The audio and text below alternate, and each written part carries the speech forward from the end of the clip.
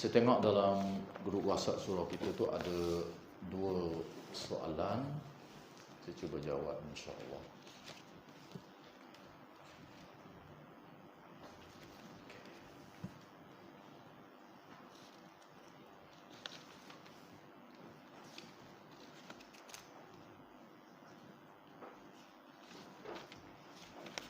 Mana saya tulis tadi. Soalan yang pertama dia tanya berkenaan dengan memegang Al-Quranul Karim. Pegang Al-Quran. Orang yang dalam keadaan haid, orang yang tidak ghairu tahir, yang tidak suci daripada hadas, termasuk tidak ada wudu. Adakah mereka ini boleh pegang Al-Quranul Karim ataupun tak boleh pegang? Cantik pandangan soalan dia. Jadi berhubung dengan boleh pegang ke tak boleh pegang ini adalah termasuk dalam perkara-perkara furu' fiqhiyah, cabang fiqh, yang menjadi khilaf di kalangan ulama daripada dulu lagi. Bahkan khilaf ini di peringkat sahabat lagi, di peringkat tabi'in, tabi'ut tabi'in, imam-imam mazhab yang datang kemudian. Berlaku khilaf dan ini adalah termasuk perkara cabang. Jadi kalau dia kata ada orang kata boleh pegang, ya. Ada orang kata tak boleh pegang pun, ya. Ada belaka dalam kitab-kitabnya pandangan-pandangan tersebut dan perbahasan dia adalah panjang. Menjadi kelazimannya saya jawab dalam bentuk yang luas, goyak belaka senang. Goyak belaka pandangan, ada boleh, ada tak boleh dan sebagainya. Jadi yang pertama, boleh ke tak boleh? Al-Imam Al-Qurtubi pun kata khilaf, begitu juga ulama-ulama lain kata khilaf belaka. Di mana jumhur ulama, majoriti para ulama, majoriti para ulama termasuk mazhab kita Al-Imam Asy-Syafi'i rahimahullahu taala anhu, menyatakan bahawa orang yang tidak suci ni, termasuk tak ambil air semayang ni, tak boleh pegang mushaf Al-Quran. Pandangan majoritinya. Di peringkat sahabat yang berpegang demikian ialah Sayyidina Ali karamallahu wajhah, Ibnu Mas'ud, Sa'ad bin Abi Waqqas dan ramai lagi di kalangan sahabat yang berpegang demikian. Di peringkat tabi'in antaranya Atha ibnu Rabah, anak murid Ibnu Abbas, Al-Imam An-Nakhai, ulama besar di peringkat tabi'in. Di peringkat imam-imam mazhab termasuk Al-Imam Asy-Syafi'i, Imam Malik dan ramai lagi ulama yang berpendapat bahawa tidak boleh menyentuh Al-Quran. Orang yang datang haid, orang yang tak ada air semayang, dalam keadaan junub, tak boleh pegang Al-Quranul Karim sebab dia kitab suci. Pandangan yang kedua di kalangan para ulama ialah mengatakan boleh pegang. Boleh pegang, tak ada air semayang boleh pegang. Siapa yang berpandangan demikian antaranya di peringkat sahabat ialah Abdullah ibnu Abbas radhiyallahu taala anhu. Dia kata boleh. Antara yang kata boleh di peringkat tabi'in seperti Al-Imam Asy-Sya'bi rahimahullahu taala anhu. Asy-Sya'bi ini dia termasuk dalam kibarut tabi'in, ulama besar di kalangan tabi'in, anak murid para sahabat radhiyallahu anhum ajma'in. Dia lahir tahun 17 Hijrah. 17 Hijrah zaman pemerintahan Sayyidina Umar. Jadi dia sempat dengan sahabat-sahabat besar yang hidup selepas itu, termasuk Sayyidina Ali, Abdullah bin Umar, Abdullah ibnu Abbas, begitu juga dengan Sa'ad bin Abi Waqqas, ramai para sahabat, Abdullah ibnu Mas'ud dan lain-lain lagi. Dia berguru dengan para sahabat ini, lebih daripada 50 orang sahabat-sahabat yang besar. Kalau kecil saya lah besar, alim. Lebih daripada 50 orang para sahabat. Dia sentiasa berulang alik bertemu dengan Aisyah radhiyallahu taala anha, alim orangnya. Bahkan seorang ulama tabi'in, ada anak murid Asy-Sya'bi ni mari belajar dengan dia. Dia kata Sahamun kekal lah duduk dengan Asy-Sya'bi. Asy-Sya'bi ni dia kata mengajar zaman para sahabat masih hidup lagi, dia mengajar dah di Iraq ni. Sahabat-sahabat awak kecil yang tak alim lah. Sahabat ni definisi dia yang sempat bertemu dengan Nabi, tengok Nabi, jumpa dengan Nabi dan keadaan Muslim. Tapi hadis-hadis tak dengar banyak.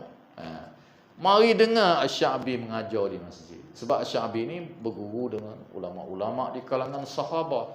Hafal hadis-hadis. Dia mengajar. Jadi peringkat sahabat lagi, mari dengar dia mengajar. Ramai di kalangan tabi'in yang hebat-hebat ni, peringkat sahabat pun mari dengar. Sahabat macam orang kampung lah. Tak ngapa dengar, agak tak ingat lah. Okay. Mari juga dengar ulama, walaupun ulama itu di peringkat tabi'in, kerana mereka meriwayatkan hadis yang banyak daripada para sahabat yang alim. Antara lagi yang kata boleh setuh ini ialah Ad-Dhahhak, ulama tabi'in juga. Antaranya lagi ialah Hammad Ibnu Abi Sulaiman rahimahullahu ta'ala anhu. Ini pun termasuk ulama besar di kalangan tabi'in. Ulama besar ini yang belajar dengan para sahabat radhiyallahu anhum ajma'in. Hammad bin Abi Sulaiman ni antara guru utama kepada Imam Abu Hanifah, Nu'man bin Sabit, pengasas mazhab Hanafi. 18 tahun duduk dengan Sulaiman ni. Dengan Hammad bin Abi Sulaiman ni. Imam Abu Hanifah 18 tahun guru dengan dia. Jadi alim dah. Mana lama ilmu ni. Kena dengar lama. Tak boleh main setahun nak alim dah. Kena lama. 18 tahun Abu Hanifah ni duduk dengan Hammad bin Abi Sulaiman. Abu Hanifah ni pun tabi'in juga. Dia sempat dengan beberapa orang sahabat yang tak besar lah. Jadi dia belajar dengan ulama-ulama tabi'in yang hebat. Termasuklah Hammad bin Abi Sulaiman. Termasuk Asy-Sya'bi yang saya kata tadi. Ulama besar di Iraq. Pun Imam Abu Hanifah lama belajar dengan dia. Okay.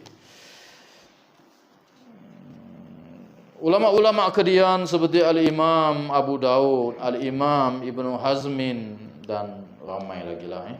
Ulama-ulama mutaakhirin, ulama zaman moden pun beramai juga. Seingat saya di antaranya Al-Imam Said Sabiq di dalam kitab dia Fiqhus Sunnah pun dia kata tak apa juga, tidak ada dalil yang terang berhubung dengan perkara ini. Okey, ada dua kelompok besar, kelompok yang besar belaka. Dah boleh pegang tak?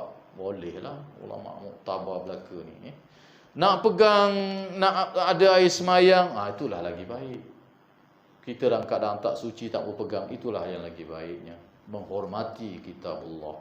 Tapi kalau kata nak pegang, ataupun ada orang kata dia nak pegang ni, tidak menjadi halangan. Ini adalah khilaf yang muktabar di kalangan para ulama. Cuba dengar dalil-dalil dia. Dalil orang kata tak boleh pegang ni apa dia? Antaranya ayat Quran dalam surah Al-Waqi'ah, la yamassuhu illal mutatahharun. Tuhan sebut Al-Quran ini tidak disentuh melainkan oleh golongan yang suci. Dalam surah Al-Waqi'ah. Ayat ini menjadi perbahasan bagi orang yang kata tak boleh pegang Quran. Ni tah dia dalil, dia kata. Orang yang bersih je boleh pegang. Ayat ini bagi hak yang kata boleh pegang pula, dia kata hak ni tak ada kena mengena dengan setuh Quran. Ayat ni cerita tentang penurunan Al-Quran daripada Lauh Mahfuz ke Baitul Izzah di langit dunia. Tidak ada siapa yang menyentuhnya, dibawa oleh para malaikat yang suci, yang tidak berdosa. Syaitan kat situ, tidak ada campur tangan daripada syaitan dan lain-lain. Dia suci, tidak ada yang boleh menyentuh Al-Quran ini, sehingga disampaikan kepada Nabi. Jumhur ulama tafsir, Imam Ibnu Abbas, begitu juga kita peringkat sahabatnya, kata ini adalah berkait dengan penurunan Al-Quran. Begitu juga tafsir-tafsir yang kemudian Imam Ibnu Katsir ke apa ke, semua menyatakan hal yang demikian. Yang sahihnya ini adalah bersabit dengan penurunan Al-Quran, bukan berkenaan dengan menyentuh mushaf, bukan. Musahaf ni zaman Nabi cukup 30 juzuk ni pun tak ada lagi. Dikumpul zaman Abu Bakar, zaman Umar dan zaman Uthman. Barulah ada Resam Uthmani. Resam Uthmani ni yang ditulis cukup 30 juzuk, dihantar ke seluruh dunia Islam zaman Sayyidina Uthman. Zaman Nabi tulis di kulit-kulit binatang, di tulang, di pelupuk kayu gitu je. Tak timbul lagi mushaf ini. Maka ayat ini di sisi jumhur ulama dia kata walaupun cerita malaikat tak sentuh, dalam ilmu balaghah dia ada bahas satu perkara dia panggil, ada juga setengah tu dia panggil khabariyah lafzan, insya'iyah maknan. Dari segi lafaznya cerita, ya betul cerita. Tapi dari segi maknanya ia adalah perintah. Kalau Quran itu Tuhan cerita tidak disentuh melainkan orang suci, artinya kita pun nak sentuh kena suci juga. Ini adalah penafsiran jumhur ulama. Boleh pegang ni, nak pegang pun boleh. Tetapi bagi yang mengharuskan, dia kata tak boleh kaedah ni. Kalau khabariyah ceritalah, kecuali ada dalil yang terang pula bahawa diperintah kita melakukannya. Barulah dia dalam bentuk khabariyah lafzan, insya'iyah maknan. Lafaznya cerita, tapi tujuannya ialah perintah. Kena ada dalil-dalil lain itu. Dalil-dalil lain tidak ada. Okey. Dalil lain lagi antara yang adanya ialah hadis yang diriwayatkan daripada Amrin bin Hazim. Hadis ini diriwayatkan oleh Al-Imam Daruqutni. Lafaznya la yamassul Qur'ana illa tahirun. Tak boleh menyentuh Al-Quran ini kecuali orang yang tahir, yang suci. Hadis ini dalam Bukhari, Muslim tak ada. Ini menjadi masalah ya. Ada dalam riwayat Imam Daruqutni. Jadi jumhur ulama dia pegang hadis ini. Ada yang kata sahih, ada kata hasan, dia pegang ni. Bagi yang kata boleh setuh ni, dia tak pegang hadis ni. Hadis ni dia kata tidak sahih. Dari segi sanadnya, ada yang mengatakan dia mursal, terputus sanadnya. Apabila mursal, hadis riwayat mursal terputus sanad pun dhaif juga. Apabila dhaif, tidak boleh dijadikan sandaran untuk menentukan halal dan haram. Tak boleh. Kalau riwayat fadilah aja tak apa. Nak menentukan tak boleh, haram begitu gini tak boleh. Dia kata hadis ini ada kelemahan yang banyak dan tidak sahih. Imam Abu Daud, ulama hadis yang terkenal, dia kata saya tidak akan meriwayatkan hadis ini. Dia kata. Begitu juga sebahagian besar ulama-ulama hadis menolaknya. Dia kata tak sahih. Bila tak sahih, dia tak pegang, maka tak ada dalil. Maka kembali pada asalnya, iaitu boleh pegang, tidak menjadi halangan. Perbahasannya adalah sangat panjanglah berhubung dengan perkara ini. Hatta orang kafir sendiri pun setuh Al-Quran berlaku kekhilafan. Sebahagiannya tak boleh lah. Orang Islam pun tak ada ismayang, tak boleh pegang, apalagi orang kafir. Tak. Tapi bagi setengah ulama yang membolehkan, dia bawa dalil-dalil yang panjang juga perbahasan. Boleh pegang. Saya pun cenderung pada yang ini juga. Ulama-ulama di zaman moden ni cenderung pada ini juga.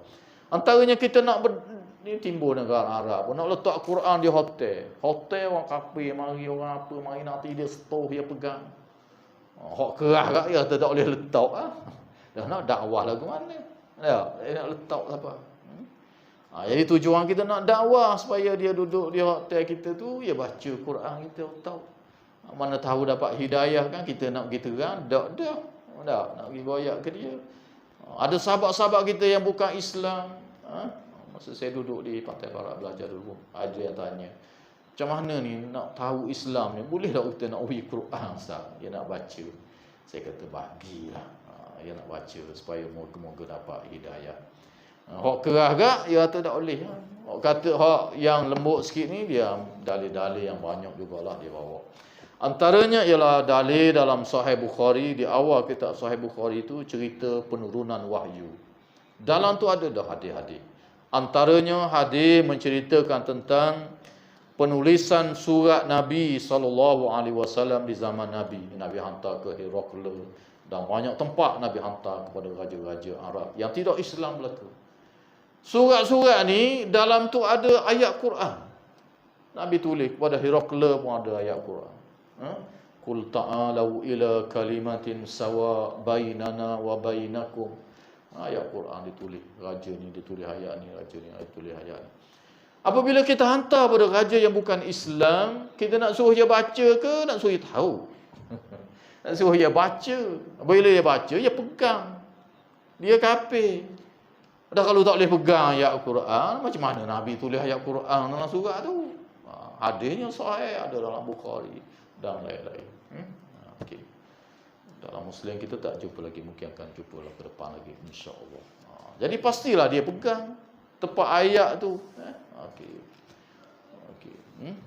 Setengahnya boleh pegang, tak boleh pegangnya mushaf yang penuh. Kalau yang ayat yang sedikit pegang tak apa. Okey. Berlaku perbahasan yang panjang. Jadi kalau dalam hadis Bukhari itu, surat-surat Nabi itu ada ayat Quran. Ayat Quran tu nak suruh dia baca. Bila dia ambil, kata para ulama, dia pegang lah, termasuk ayat-ayat tu. Kalau tak boleh, bahasa apa Nabi pergi tulis ayat Quran? Nah, surat tu dalam bahasa Arab. Kemudian diterjemah oleh penterjemah dia lah ayat Quran pun dalam tulisan yang original, tulisan Al-Quranul Karim. Okey. Termasuklah surat-surat yang ada di beberapa museum yang disahihkan, ia adalah ditulis di zaman Nabi SAW, ada mencatat ayat-ayat Al-Quranul Karim. Sebab itu kita kena terbuka, terutama menghadapi peredaran zaman orang kafir tempat kita ramai, bagaimana nak dakwah. Kalau kita beri buku agama dia baca pun, dalam buku agama ada ayat-ayat Quran. Jadi kalau dah oleh kan, susahlah jawab dia.